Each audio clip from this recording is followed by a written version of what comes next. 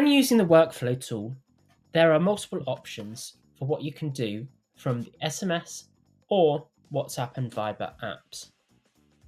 I will include the SMS in this demo.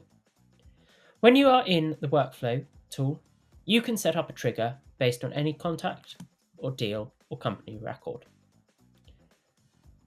You can then, as you will see here as an example, you can send a Mitto global SMS. To do this, you will click the plus button, scroll down to the bottom where you will see Mitto global SMS.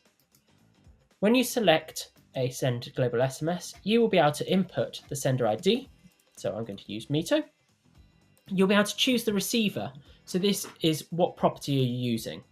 So quite often we will see that the phone number is used because it will include the country code. You must make sure that whichever property you use has the country code registered in it. You can then type your message and include any personalization.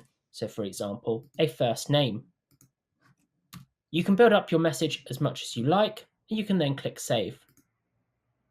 Once you have done that, you can then go down and create branches that will show you for delivered or undelivered or not met, for an example.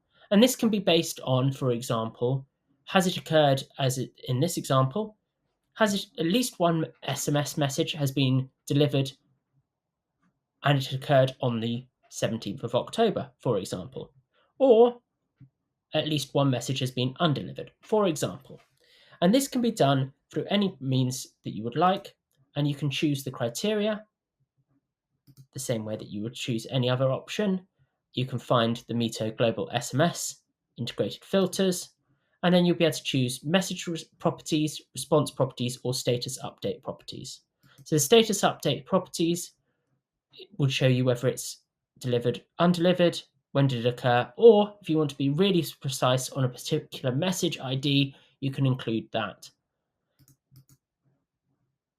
I hope that all makes sense. You can also choose it based on the global properties, message properties. So this can be sent dates, error code documents, delivery status, message ID, receiver number, sender of the message, for any of these other options.